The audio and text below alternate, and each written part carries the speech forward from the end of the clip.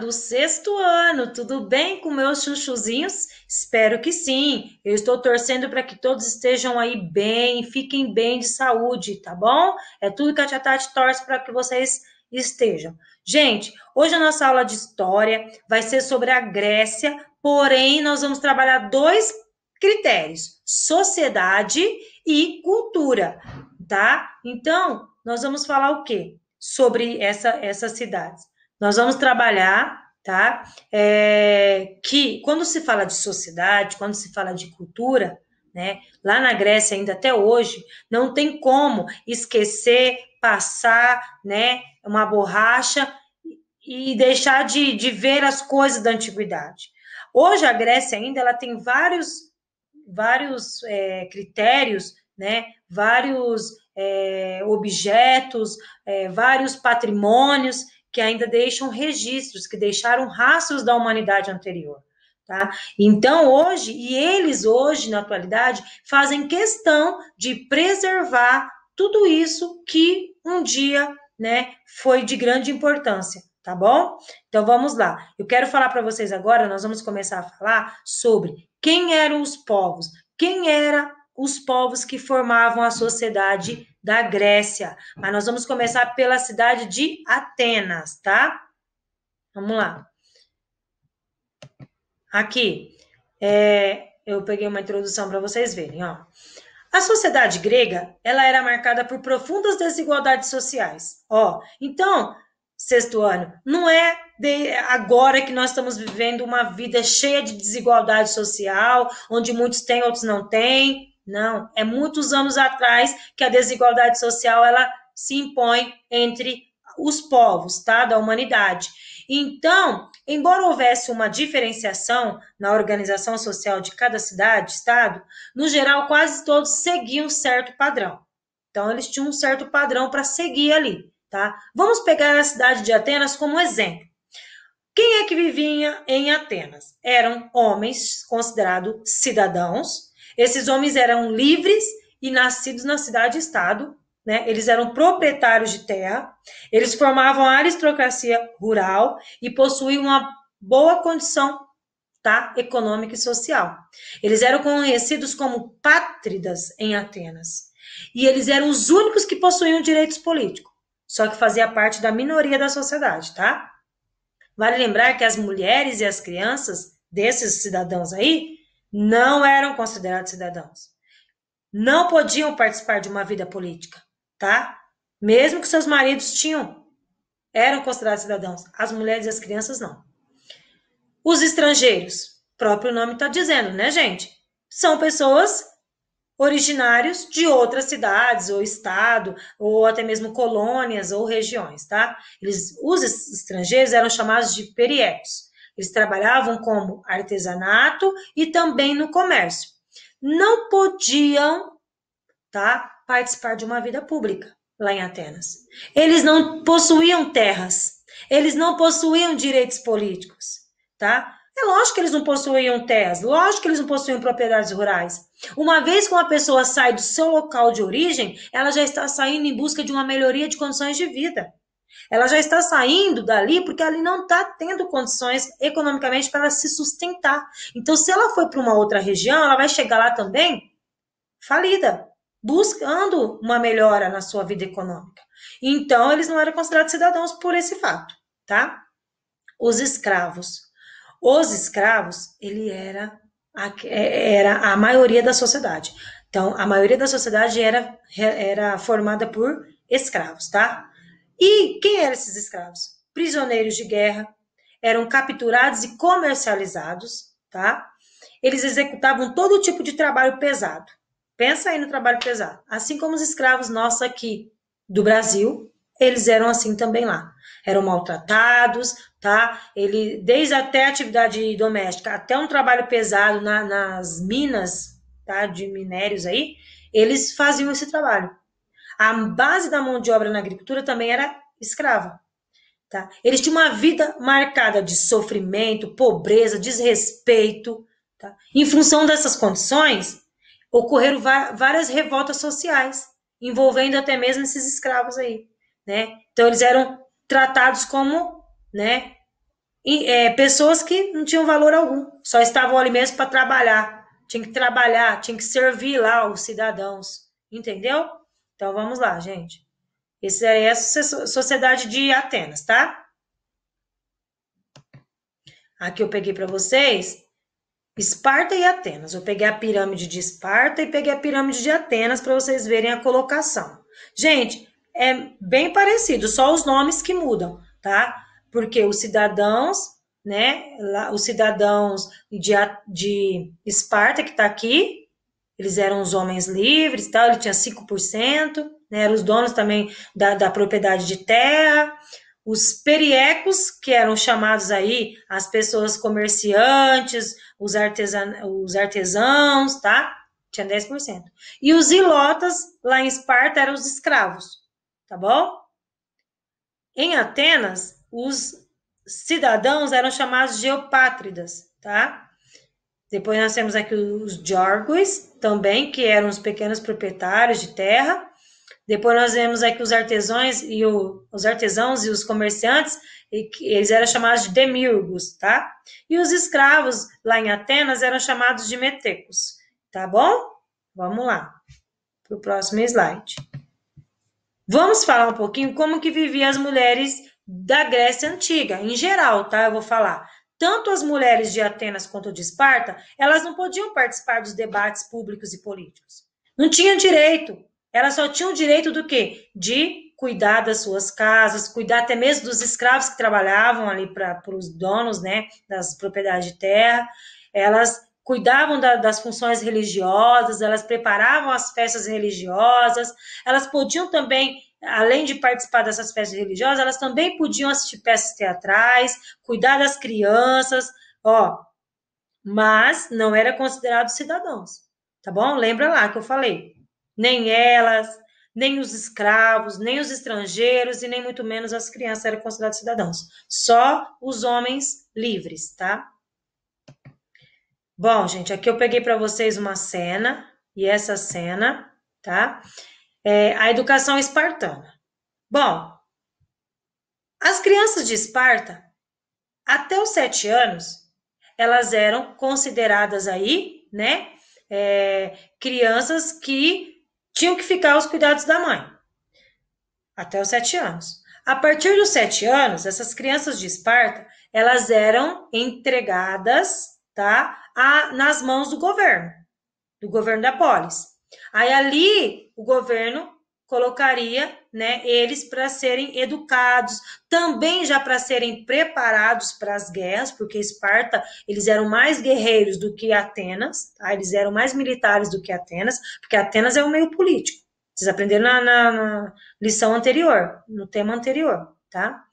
Então, essas crianças aí, quando eles tivessem, né, já rapazes, eles iam pro ginásio para treinar para poder irem para a batalha, para poder, né, levar uma certa segurança para a sua polis, para a sua cidade. Tudo bem? Aí fala que as mulheres não podiam atingir, né, o cidadão, a ser um cidadão, novamente fala. Só que em Esparta, desde criança, desde lá da infância, eram ensinados alguns valores. Quais eram esses valores? O laconismo, que o laconismo vocês vão aprender mais para frente, só que aqui eu já venho retratar para vocês que o laconismo era o quê? Não só as crianças, tá? Mas todos de Esparta. Eles tinham que falar pouco, apenas o necessário. Não criticar nada, apenas obedecer. Forte, né? Xenofobia também era ensinado, que as crianças, desde pequeno, tá?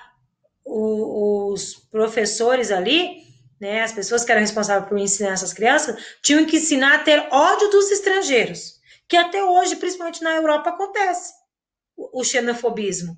Na Europa também tem esse preconceito contra os estrangeiros, não dando liberdade para os estrangeiros, autonomia para os estrangeiros, né, de estar entrando no seu país e buscando por uma vida melhor. Mas Esparta já era, né, era ensinado isso daí. Já desde criança tinha que ter ódio dos estrangeiros, tá? Vamos lá. A educação de Atenas. Aos 7 anos, as crianças eram educadas pela mãe no gineceu, né? Gineceu. A partir dos 7 anos, as filhas continuavam a sua educação em casa, onde aprendiam a ser boas donas de casa e boas mães de família. Ó, as filhas, as meninas, elas já tinham que, desde criança, já saber lavar, passar, cozinhar, cuidar da administração ali de dentro da casa, né? Também se preparar para ter um corpo bonito, né, saudável, para depois gerar filhos, né, saudáveis. Bom, os filhos, a partir de 7 anos, continuavam sua formação na escola, só que os meninos de Atenas, eles tinham uma diferença dos meninos de Esparta. Os meninos de Atenas, eles passavam a ter uma certa educação a partir de 7 anos, sendo liderada por um pedagogo. E esse pedagogo só iria ensinar eles a ler, escrever e argumentar filosofia, história, que vocês vão ver logo ali, entendeu? E aos 15 anos, esses meninos aí, de Atenas, eles passavam a frequentar o ginásio, que é esse que eu estou mostrando para vocês. Esse aí é o gineceu, é o local. O gineceu, onde era um ginásio, tá? Onde eles se preparavam em ter a mente saudável e o corpo também, tá? Aos 18 anos, eles iriam cumprir o serviço militar, como aqui no Brasil. Quando chega nos 18 anos, os meninos têm que prestar, né, serviço militar, né? Ir lá e prestar o exército, não é mesmo? Então, assim também já era lá na Grécia, em Atenas. Tudo bem? Vamos lá. Vamos falar da religião. Quando a gente fala de cultura, a gente fala de religião. A gente vai falar que os povos gregos, né, eles eram politeístas. O que era ser politeísta? Eles prestavam culto a vários deuses, tá? Então, eles tinham aí 2 lugares que eles costumavam ir e prestar os seus cultos a Deus, aos deuses, né? No caso, a Acrópole, que eu ensinei para vocês no tema anterior, a Acrópole ela ficava no lugar mais alto, ela era usada tanto para templo religioso, para adoração aos deuses, mas também para resolver questões políticas. E nós temos essa outra parte aqui, ó, onde nesse espaço, né, nesse local sagrado para os gregos, era tipo um santuário. E nesse santuário, ali muitos sacrifícios aos deuses foram feitos. Muitas crianças foram mortas, tá? Muitas pessoas foram sacrificadas ali. Tudo prestando culto ao Deus, aos deuses deles, tá? Aqui eu peguei alguns deuses para vocês verem, tá? Aqui desse lado tá os deuses do Egito e desse lado aqui tá os deuses da Grécia, certo? O deus da Grécia, eu coloquei para vocês verem, tá? Os Zeus aqui, ó, tá? Os Zeus, pode ir olhando aí, cada um tem uma finalidade, igual no Egito. No Egito, a deusa Ísis, ela era considerada a deusa que ia para a guerra com o exército, entendeu? Vamos aqui para o próximo. Aqui, culto familiar. Quando se fala de culto familiar, né, a gente vai perceber que eles não prestavam culto somente lá naqueles lugares sagrados, mas dentro da sua própria casa, eles também prestavam culto, tá? Esse culto era feito pelo chefe da família. Eles prestavam-se em casa, né, nos altares domésticos ou até mesmo nos cemitérios, né, para os mortos que estavam ali nos cemitérios, tá? Esses cultos eram prestados com a finalidade de buscar paz para dentro de casa, certo? E aí, o que acontece? Eu quero falar para vocês uma curiosidade. Dentre essa curiosidade, eu quero falar para vocês que o chefe da família, ele tinha um ritual a fazer. Esse ritual é o do fogo. Se esse chefe de família deixasse, né, ele tinha que acender um fogo, tinha que ter uma chama de fogo nesse altar doméstico, e se essa chama viesse a apagar, era sinal que o chefe da família não estava dando a mínima para os deuses. Ele não estava preocupado, entendeu? Então, esse chefe da família, ele tinha que sempre preservar esse fogo aceso. Porque se chegasse a apagar, né, era a punição aí dos deuses sobre a família. Chegaria a acontecer uma certa, né, coisas ruins, entendeu? Para eles. Vamos lá. Vamos falar dos pensamentos filosóficos, tá? Quando a gente fala dos pensamentos filosóficos, né? Vocês têm que entender que agora há pouco ali eu falei o que para vocês? Eu falei que os escravos, eles estavam, né, muito tristes. Eles ficavam tristes, insatisfeitos com o menosprezo que eles tinham sobre lá os cidadãos. Eles não tinham direito de votar, de se manifestar, né? Lembra ali que as crianças já desde pequenas já eram ensinadas a falar pouco e obedecer mais, entendeu? Então, eu tenho que falar para vocês que esses filósofos aí que eu coloquei na tela, eles vieram com uma das mais contribuições gregas para a sociedade ocidental, tá? Foi a filosofia, foi fundamental. E aí, esses gregos filósofos aí, eles trouxeram o quê? Explicações a esses povos, né, sobre o mundo que os cercava naquele momento. A gente pode falar aqui Sócrates, por exemplo, né? Sócrates, ele era um ateniense e ele vivia modestamente andando pelas ruas, né, de Atenas. Ele conversava com as pessoas, perguntando-lhes sobre justiça, bondade, coragem, felicidade, né? Outros temas. O Sócrates, ele ficava ali, né, com as pessoas sempre como as pessoas sempre tinham aí referências, né? Eles queriam trazer um apoio para aqueles questionamentos, né? E aí partiu a ideia de que Sócrates teve essa ideia de falar e mostrar, pregar ali, né, e falar que eles tinham sim direito de reconhecer, né, buscar por justiça, buscar por uma felicidade e assim por diante. Sócrates, ele foi muito julgado, viu, gente? Ele foi até então condenado à morte quando ele tinha 70 anos de idade, tá? Se eu não me engano, 70 anos de idade, ele foi condenado, tá? Ele foi acusado de não acreditar nos deuses mais, tá? De corromper a juventude por ensinar as pessoas a questionar, né? A questionar o que elas poderiam mudar na vida delas. Então, ele foi muito criticado. Eu coloquei para vocês aí Pitágoras, né? Coloquei Herodoto, né? Coloquei um grande historiador também, Herodoto, o Hipócrates, né? Que foi conhecido aí o pai da medicina, tá bom?